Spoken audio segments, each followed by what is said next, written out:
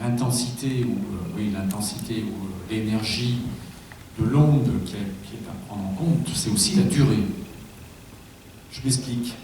Si vous avez une onde électromagnétique de faible valeur et que vous la mettez, que vous êtes exposé durant un certain temps T, si l'effet va être le même si l'énergie est 2 fois plus faible, mais le temps est 2 fois plus important. Ça, c'est un point très important. Ils ont parlé des valeurs qui, bien sûr, sont issues de l'ignien, qui ne prend en compte que les effets thermiques. Ça veut dire que nos téléphones ou les ondes qui sont propagées 4G, 5G, pourraient nous faire cuire un œuf. Bien sûr que ce n'est pas le cas. Parce que l'effet thermique ne concerne que les champs ionisants, c'est-à-dire rayons X, rayons gamma, radioactivité. Les champs électromagnétiques les radiofréquences sont en deçà de ça. Et donc, il n'y a pas d'effet thermique. Il y a par contre un effet biologique qui est démontré, parce qu'il parlait des études, mais en 2020, il y avait 6000 études qui démontraient l'aspect nocif des ondes électromagnétiques.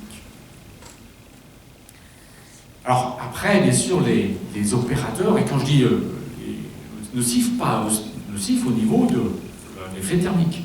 Après, les opérateurs se réfugient derrière le facteur multifactoriel. C'est ce qui était connu au moment du tabac, au moment de l'amiante. Et c'est vrai que c'est très compliqué, quelqu'un qui a un cancer. Est-ce qu'on peut dire que c'est qu'une seule cause? Parce que les ondes, ça génère des cancers,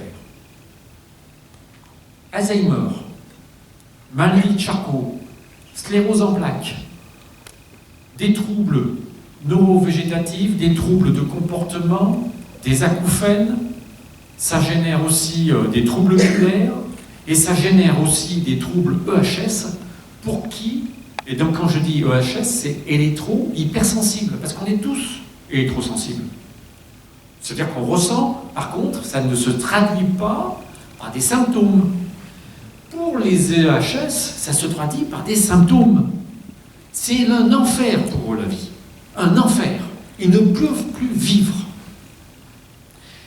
Et ces gens-là sont très proches de ce qu'on appelle les MCS, Multiple Chemical Sensibility. C'est-à-dire les gens qui sont sensibles à des substances chimiques.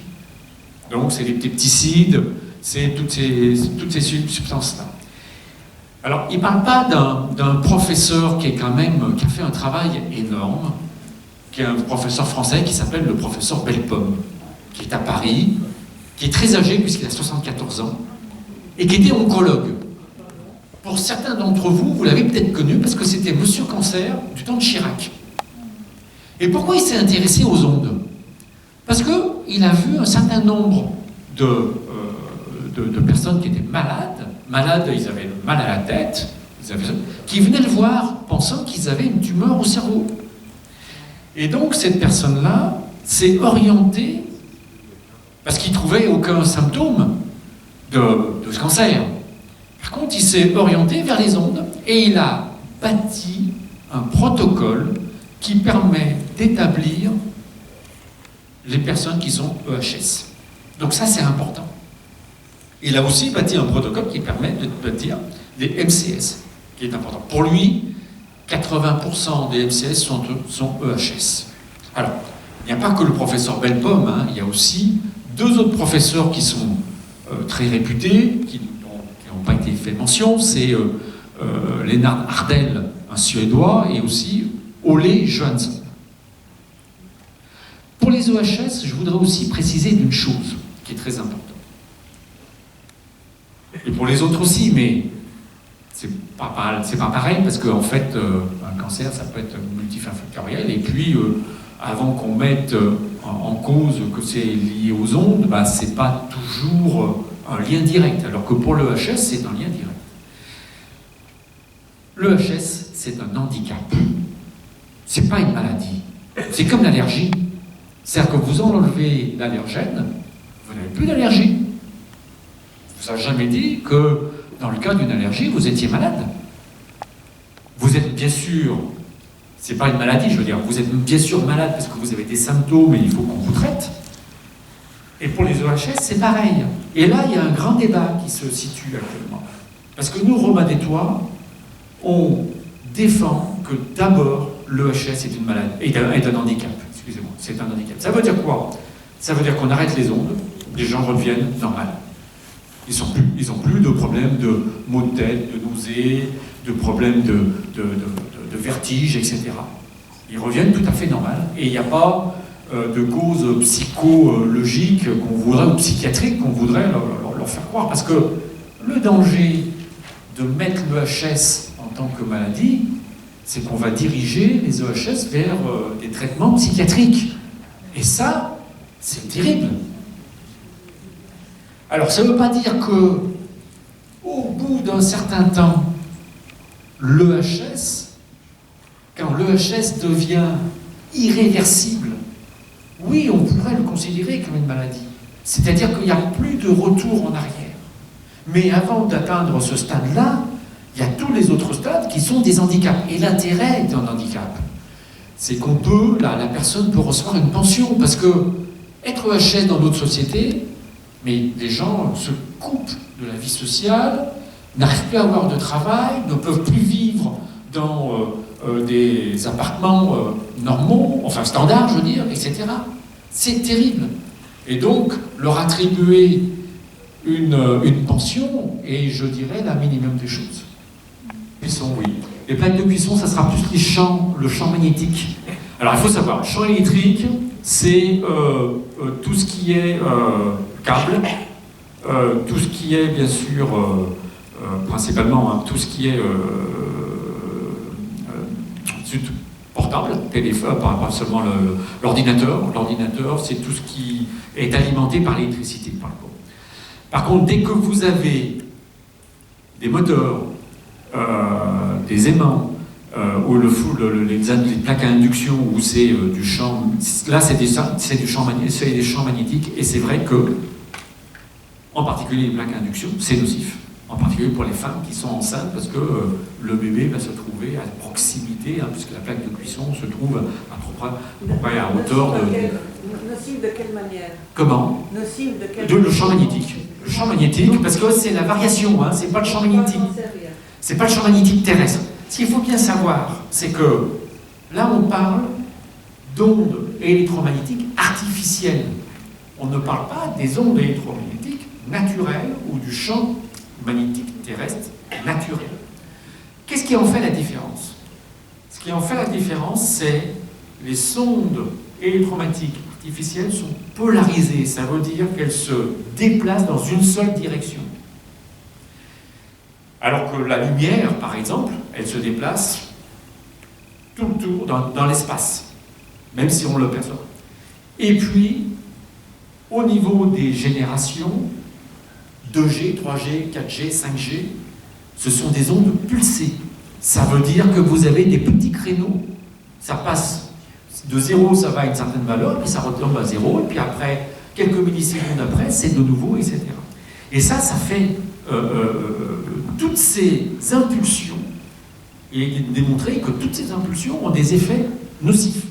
Donc il faut bien penser que tout ce qui est émission, donc quand on prend le cas du courant électrique, 50 Hz, ou je vais dire plutôt toutes les fréquences, que ce soit du 50 Hz jusqu'aux radiofréquences ou hyperfréquences artificielles, elles sont toutes nocives. Vaste action dans la mesure où, en fait, comme le disait Jacques Tessard, la première prothèse qu'on est en train de nous mettre à l'oreille, c'est le téléphone portable. C'est la première prothèse. Donc on est, et on fait, alors vous parlez de ça, mais on peut aussi parler de la diction pour les enfants. Et pour les enfants, c'est nous, ou notre génération, pour les personnes d'un certain âge, bon, on a été soumis tardivement. Mais pour les enfants, dès 5 ans, dès le babyphone, il aimait énormément. Ils sont soumis dès leur plus jeune âge. Donc ça c'est terrible. C'est terrible. Donc on va vers une société où il va y avoir de plus en plus de malades. Moi, je connais un ami qui s'occupe d'une association contre le cancer, et ce qui est projeté, c'est un Français sur deux. Un Français sur deux aura un cancer dans le futur. Donc, et on en revient aux causes multifactorielles. Mais monsieur voulait vous poser une question. Oui, je vous remercie d'abord pour vos exposés. Je reviens sur le problème. Vous avez parlé, en tout cas dans le film, on a parlé de 3000 expérimentations là-dessus. Donc il y a tout un paquet de connaissants, de savants, de scientifiques. Je voulais savoir, est-ce qu'il y a des mouvements, est-ce qu'ils prennent position? Parce que, je veux dire, c'est quand même des gens qui sont, je dirais, quelque part au sommet de quelque chose, mais ils semblent ne pas le savoir. C'est-à-dire qu'on n'a pas de mouvement de cette intelligence-là. Qu'est-ce que vous en pensez pour vous? Alors, comme je vous disais, les premières études pour la nocivité des ondes, elles ont été faites par les militaires, les radars, parce que les radars émettent très fortement là, puisque les ondes, on parle de téléphonie mobile, c'est 5 km, mais les radars, c'est 300 km. Donc vous voyez un peu la puissance que ça peut. Donc les militaires ont été. Et puis la NASA. Donc dès les années 50 et 70, on a des études par ces organismes qui montrent la nocivité des ondes. Et je vous parlais de 6000 études en 2020, et il y en a beaucoup plus. Ce qui se fait, c'est que, et on est en contact, Robin des Toits, avec un scientifique, un professeur de biologie qui s'appelle Gérard Ledoy, qui est professeur maintenant à la retraite, mais qui a été l'un des premiers à faire des études sur l'effet des végétaux sur les ondes. Il était à l'université de Clermont-Ferrand. Donc il a démontré dans ses études comme quoi les ondes ont un impact inflammatoire.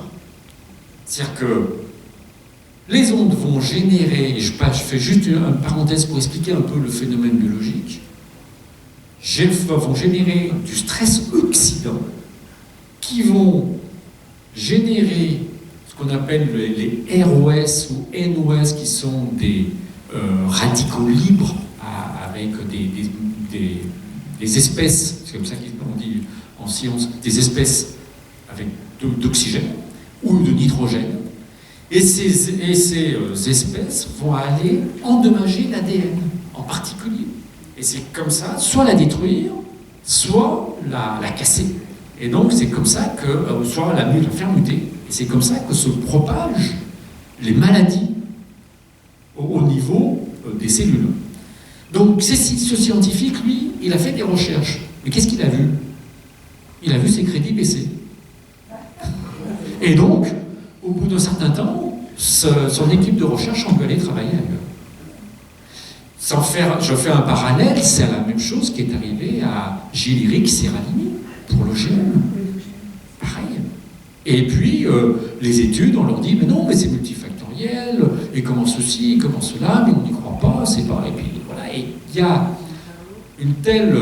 le mainstream, le courant principal est tellement fort que, voilà, ils se retrouvent sans rien. Et puis les scientifiques ont fait ça, ils travaillent sur autre chose. On prend le cas du professeur Bellepomme. Le professeur Bellepomme est actuellement attaqué par le Conseil de l'ordre des médecins.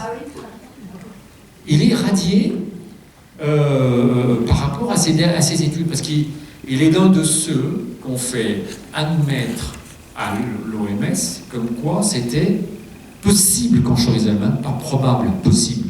Il y a cancérigène, probable, et après possible. Il veut essayer de le faire en termes de probable. Mais il y a tous les gens de l'ICNIRP qui sont en train de se battre pour justement enlever les ondes comme de la classification, ce qu'ils appellent 2B, qui est possible cancérigène. Et donc vous avez des gens qui sont...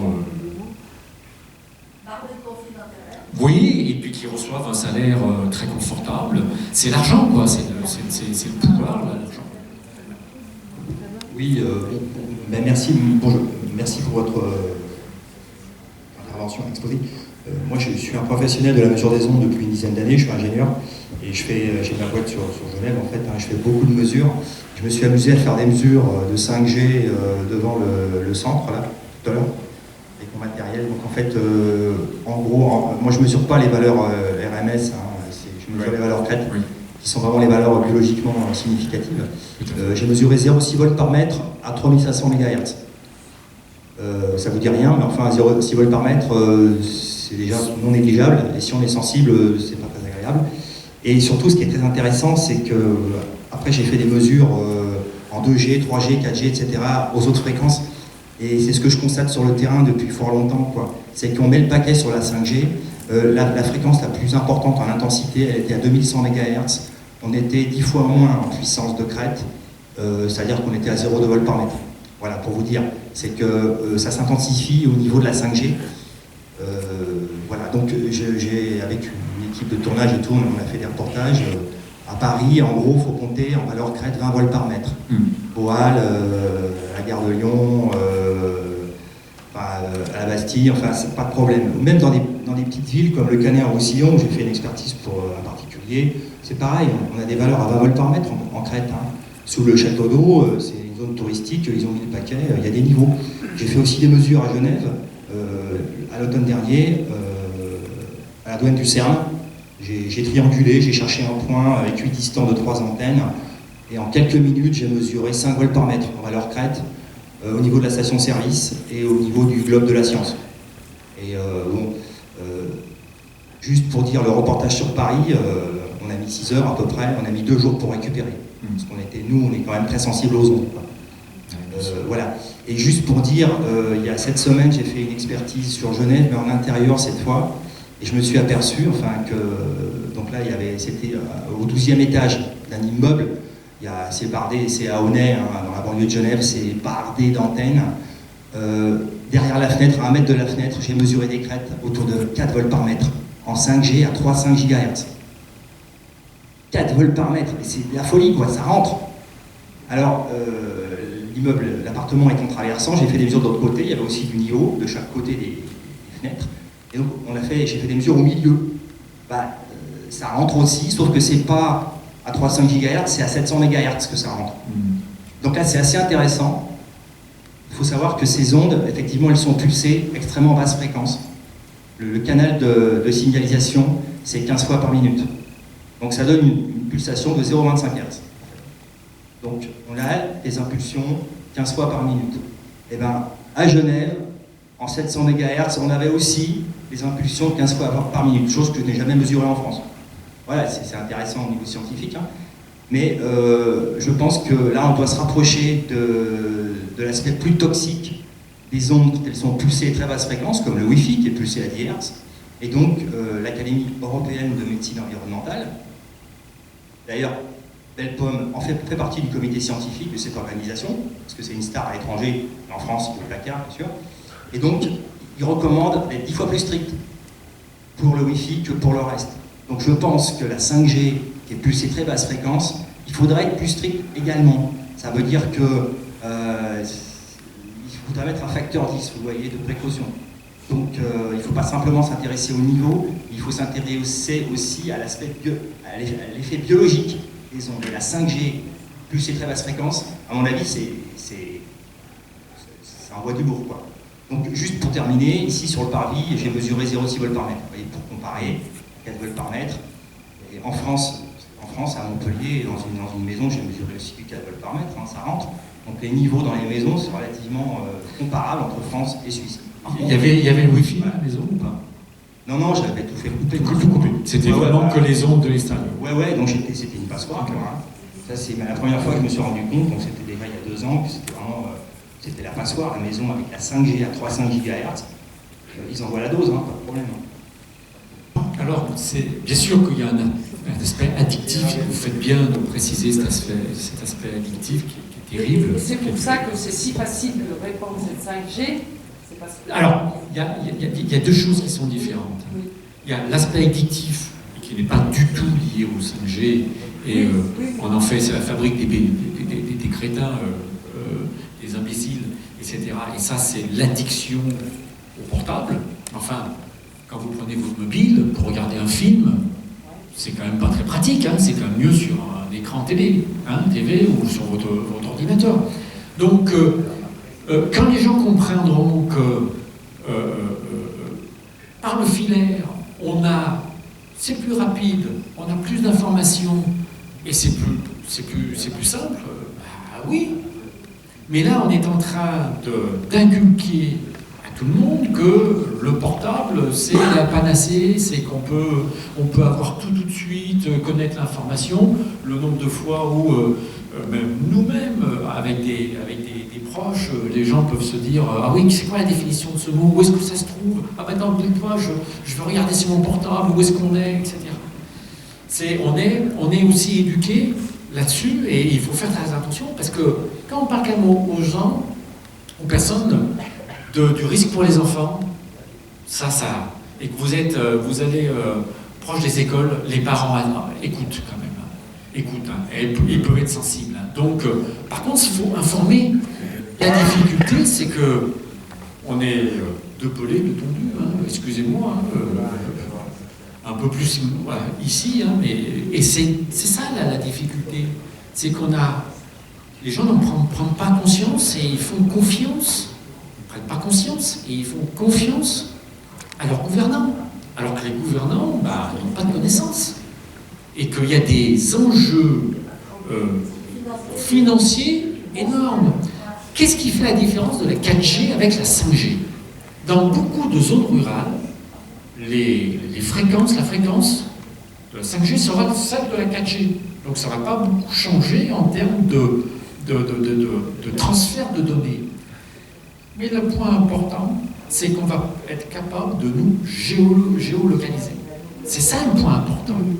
C'est-à-dire qu'actuellement, la géolocalisation se fait à travers le lobe qui est émis par l'antenne, et ça se fait, 100 mètres, 200 mètres près. Et on n'est pas capable de suivre la personne. Dans la 5G, vous allez avoir ce qu'on appelle le beamforming, qui est un faisceau concentré qui va se diriger là où vous avez décidé de téléphoner ou de recevoir un appel. Il fait des recherches.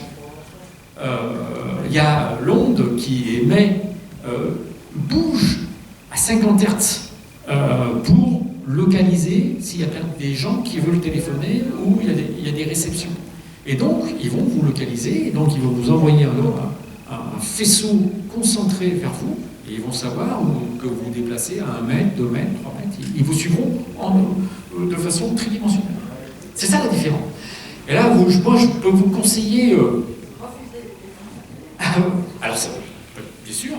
Après, moi, je peux vous recommander quelques livres. Il y a bien sûr le livre de Dominique Bellepomme, le professeur, qui s'appelle Le livre noir des ondes. C'est un gros pavé qui fait état de ce qu'il en est scientifiquement, et puis il y a aussi un aspect juridique. Donc c'est un gros pavé, et qui est très bien. Vous avez aussi un livre de Denis Bourgeois, qui est le secrétaire de Robin des Toits, qui a écrit La 5G, le défi, le déni de la démocratie, et qui explique comment en fait, les opérateurs travaillent de la même façon que les fabricants de tabac travaillaient, etc., ou les fabricants d'amiante, on se retrouve dans le même contexte.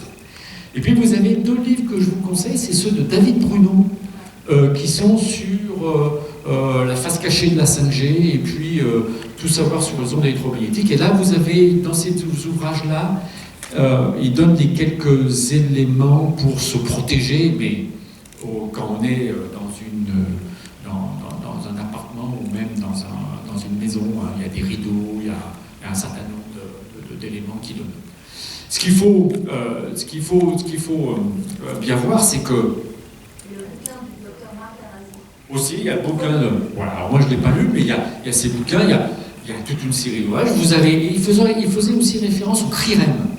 Le CRIREM, c'est une association qui est reconnue. Si vous avez des mesures à faire valoir au niveau de la justice, il faut que vous ayez un laboratoire indépendant. Et le CRIREM est reconnu comme labo pour les mesures. C'est-à-dire que si vous avez un problème de justice, vous le faites, vous les appelez. Hein? Oui, tout à fait.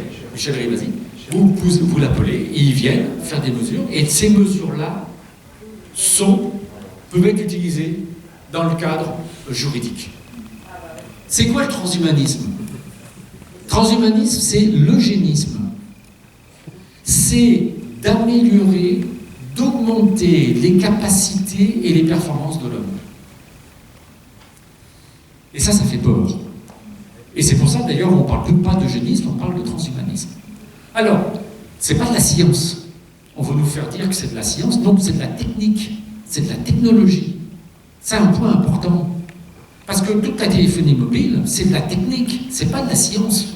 On n'est pas sur des nouveaux paradigmes.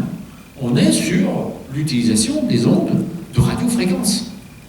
Donc le transhumanisme, ça allie la génétique, ça allie la robotique, ça allie l'intelligence artificielle et ça allie bien sûr l'homme. Et donc c'est un mélange de tout ça.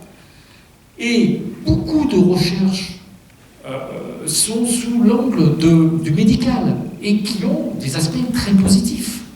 Hein, c'est comment quelqu'un qui a Alzheimer ou même qui a plus l'usage de sa main, comment par une prothèse ou par des puces, etc., il va pouvoir retrouver l'usage de la main. Donc c'est tout à fait louable. Mais malheureusement, derrière, il peut y avoir quand même des aspects un peu moins louables, parce que c'est quoi de faire un homme un cyborg, hein, qui est un mélange d'homme et d'instruments, de machines avec de l'intelligence artificielle.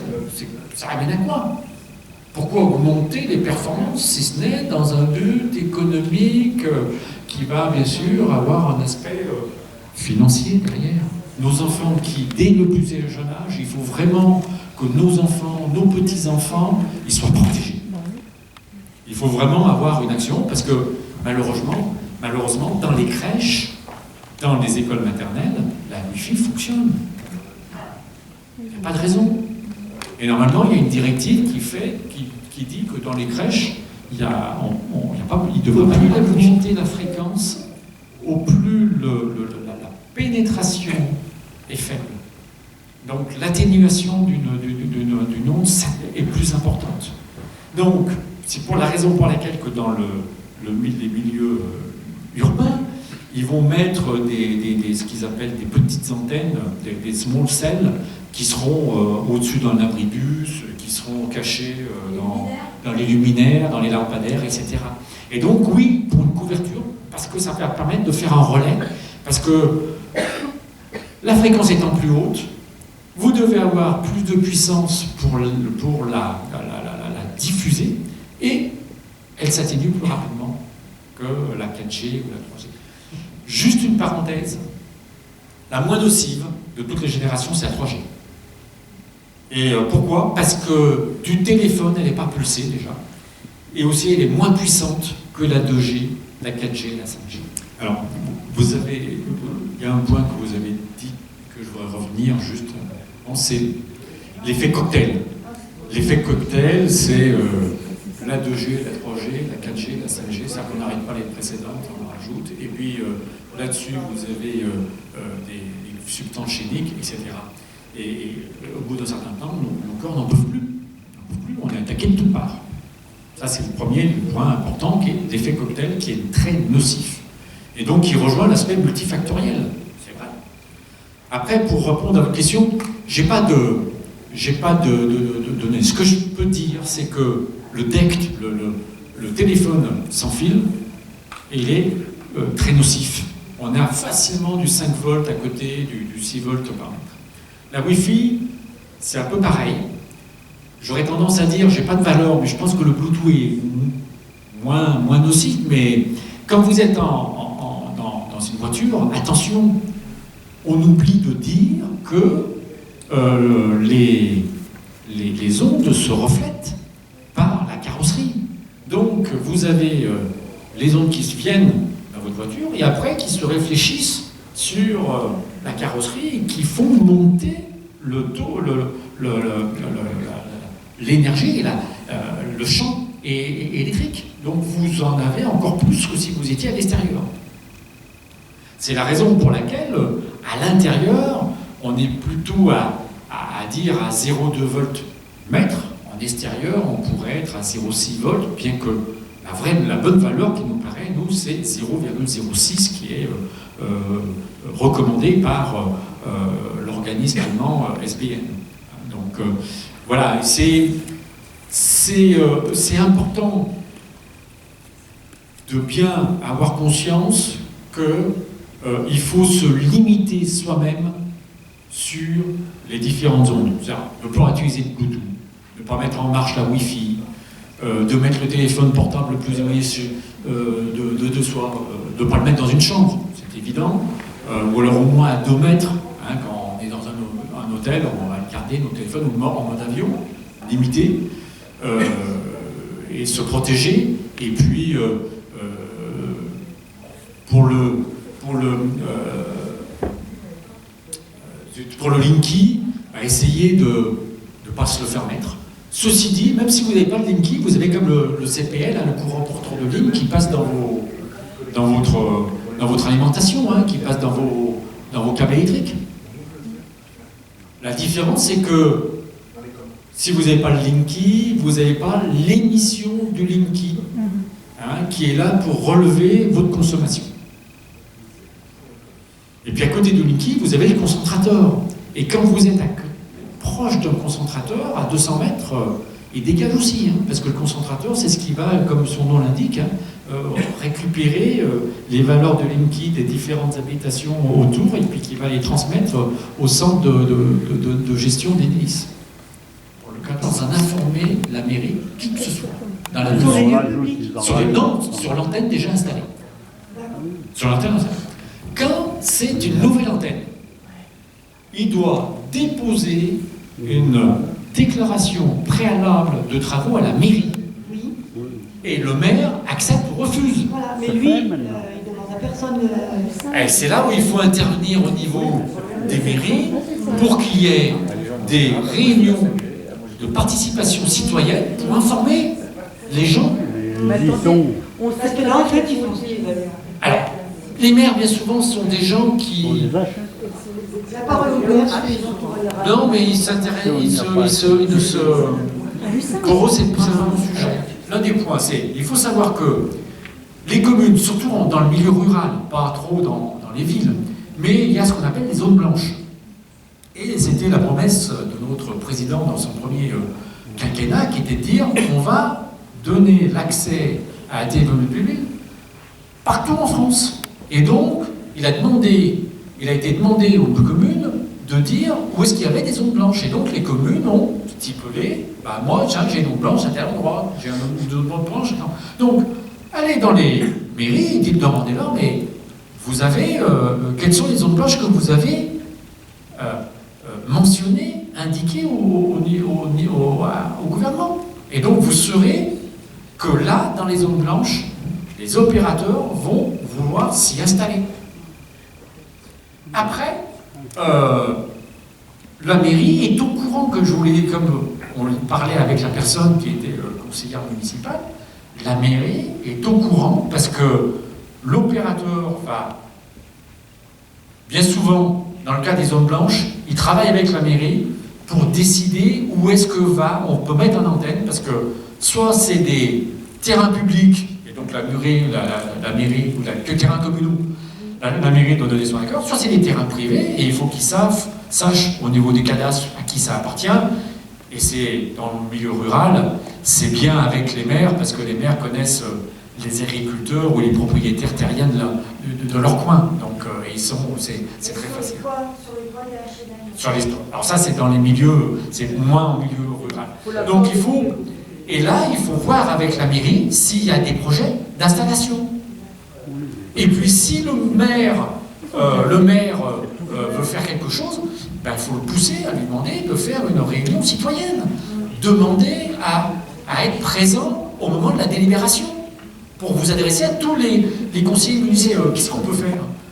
Ben, sincèrement, il faut rejoindre des associations qui essayent de faire entendre leur voix. Parce que si on n'est pas nombreux, eh ben, ça ne va pas faire grand-chose, hein, on ne va pas pouvoir bouger, mais si vous rejoignez, d'autres rejoindront, c'est la boule qui se gère, c'est l'effet de